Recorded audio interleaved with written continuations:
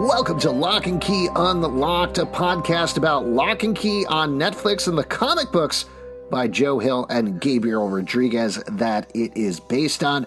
I'm Alex. I'm Justin, and what a day. What a wonderful day, because we got the first teaser trailer for Locke and Key Season 2, so go watch that on the old internets. We've watched it. We're excited about it. We're stoked. We also got the news that Season 2 is officially debuting on October 22nd. We knew it was October, but now we know when. A week before my birthday. So excited. The perfect present for me. Very cool. Oh. Where were they taking it out? Taking ownership of it? Yeah, I mean, they did that for me. They could have done it on my birthday a week later, but they wanted to give me a little time to just celebrate and let it soak in, and I appreciate that. Thank you, Netflix.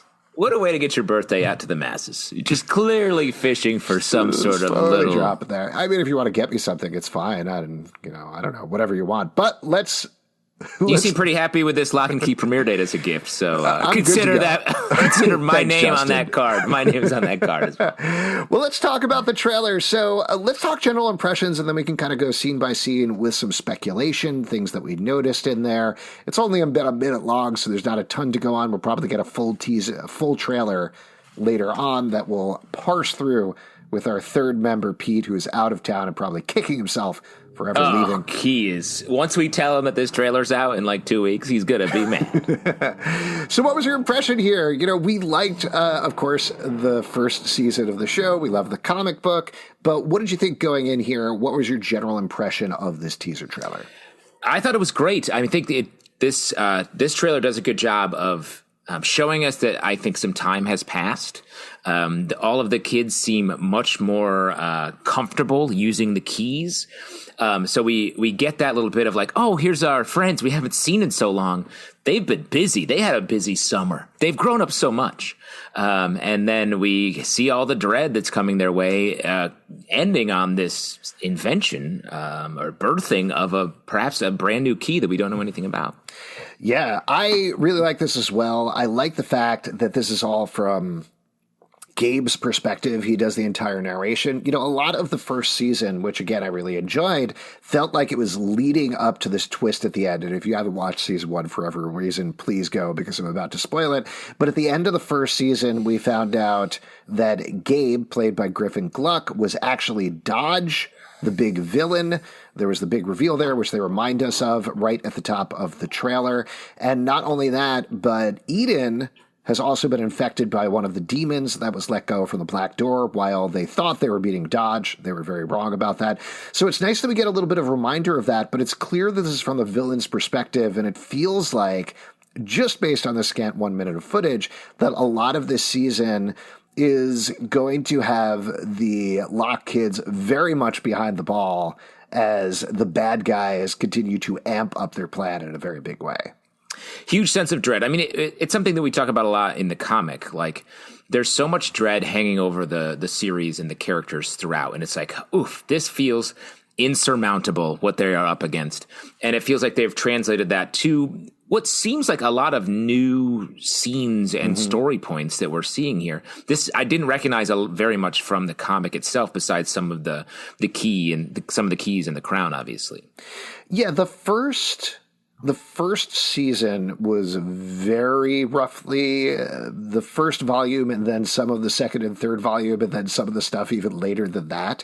So it'll be interesting to see how much of the second season is a pure invention, how they hit some of those iconic moments. Like there's in this section that I think they're very roughly adapting for the second season, they're going to hit Sparrow, the issue that's the Calvin and Hobbes inspired issue.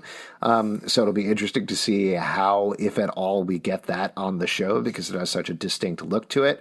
But to your point, the purely having Gabe around with Eden changes everything. Like, that is not a thing from the comic book. It changes the dynamic. It makes it different.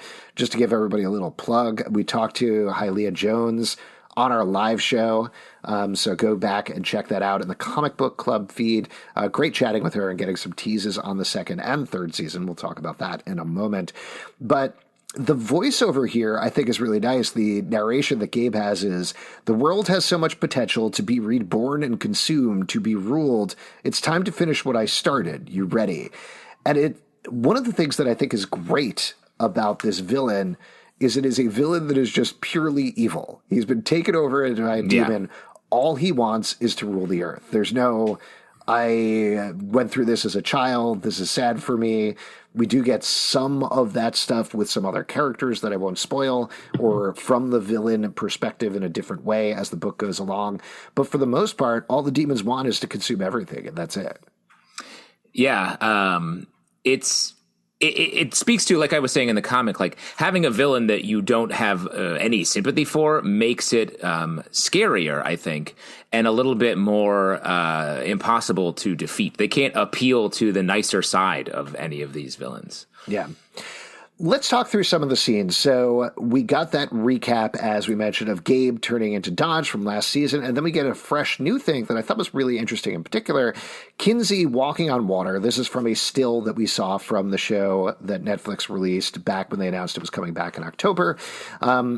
It turns out she's clearly using the head key. Now, she still exits from the revolving door. If I remember correctly, her head was a mall last season, right? Yeah, that's right. But she's walking out of something very different. She's walking along on a lake. There's a swan boat there. Has something changed inside Kinsey's head from season 1 to season 2, do you think? I think so. I think we're going to see some real progression here. And as the way the trailer puts it, and like we don't know for sure because it's only a minute, but it feels like the Locke kids are going to be getting better at their side of things, sort of growing up a little bit, getting better at the keys. But at the same time that we're seeing the secret villains, the villains they're not aware of, also getting better at doing, like setting up a bunch of lies for them and obstacles, while they're also getting better at being bad. Yeah. Then we get a carnival, shut up a carnival, always a creepy place to set things. Then a hedge maze, again, very creepy place to set things, but we don't know much about that.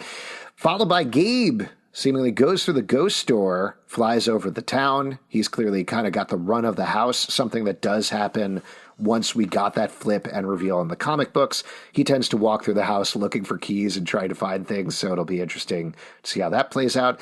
There's a jock with tape on his mouth. Don't know what's going on there, but Gabe's very creepy about it. Something. And then we get a part that's very upsetting for me personally. Tyler and Bodhi see webs all over the house, and there's a giant spider. I just don't like giant spiders. You don't like giant spiders, or you don't like any spiders? Great question. Probably giant hairy spiders is, I think, the thing that I particularly don't like.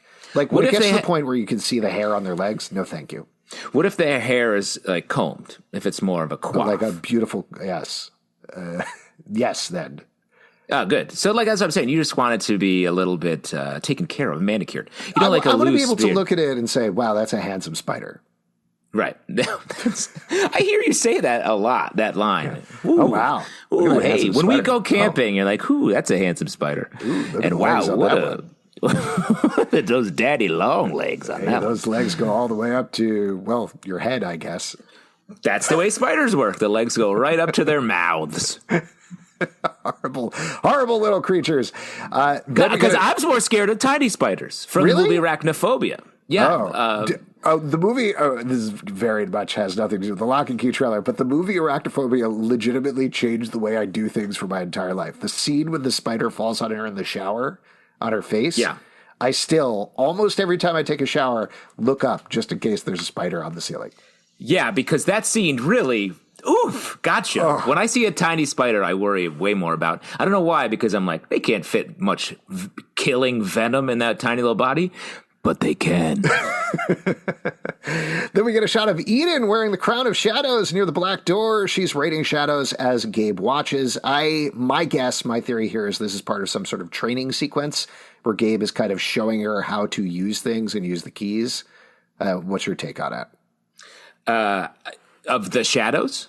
Well, just Eden wearing the crown of shadows. I think it's some sort of training sequence, right? Yes, I think so, 100%.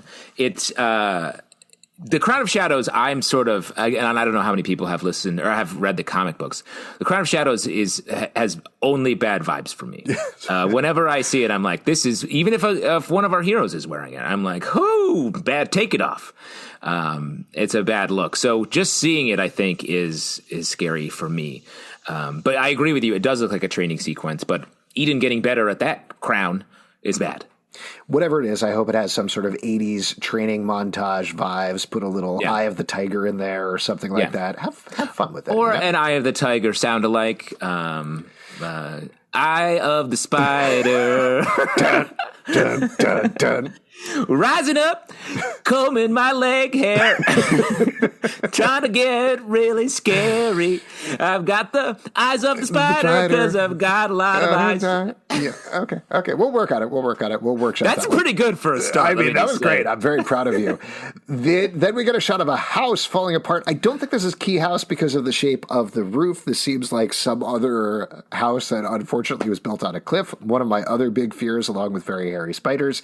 But it's falling down, and it looks like Scott, Uncle Dunka, Kinsey, and Tyler, with his hand hurt, interestingly, seem to be watching.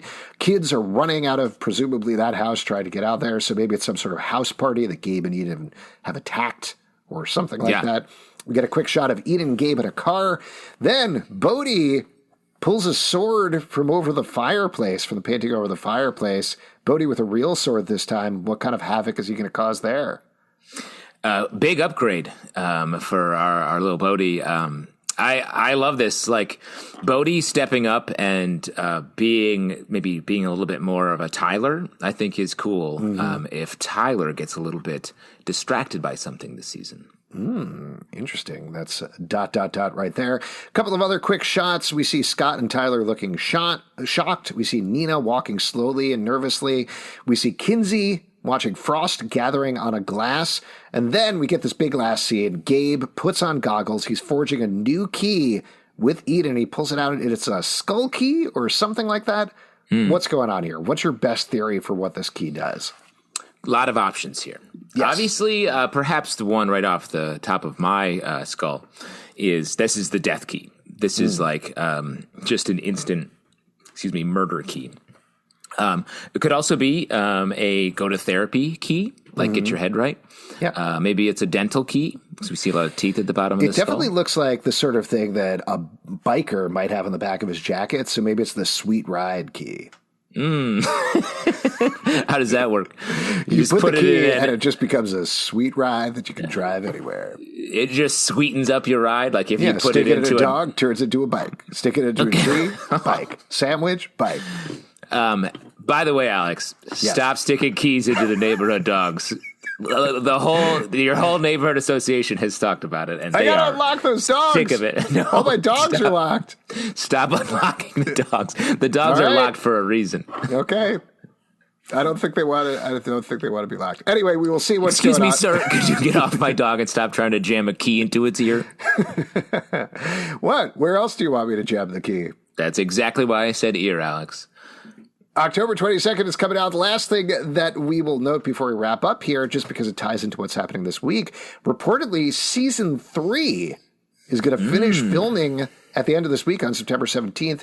The filming date may or may not have changed because of COVID. Obviously, things are running very slowly, but we know that they've already been filming for a couple of months at this point. So let's crazy prognosticate, given the fact that they are done with season 3 at this point, or almost done with season 3. When do you think that's going to come out, given season 2 is coming out October 22nd? What a feast we have, a Lock and Key feast. I think that they'll probably try to release it. It makes me think there's going to be a big cliffhanger at the end of the season, and maybe we'll get a much shorter break between season 2 and season 3. Yeah, I also do wonder if, based on the rapidity of that, if they are planning on making season 3 the closing chapter of this story of the Locks. Not to get too heavily into spoilers, but in the first 6 volumes of Lock and Key essentially tell the story of this version of the Locke family. And then there's other Golden Age stories that Joe Hill and Gabriel Rodriguez have done, including the currently running Sandman crossover story that jump around in time and show other members of the Locke family earlier in time. There's a promise that they are going to come back to the Locke family at some time later in time.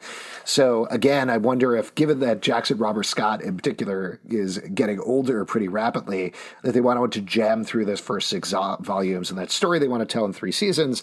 If it's a big hit, they can certainly come back to it for a season 4, but maybe with some sort of time jump that matches the age of Jackson Robert Scott, or they can do Golden Age and come back or something like that. I guess we'll have That's to see a fun theory. Let's hope this show continues to be as wildly popular as it is already.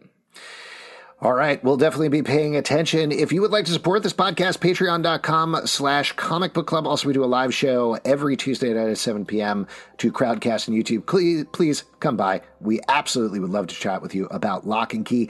iTunes, Android, Spotify, Stitcher, or the app of your choice to subscribe, listen, and follow the show. Locke Key Pod on Twitter, Instagram, and Facebook. comicbookclublive.com for this podcast and many more.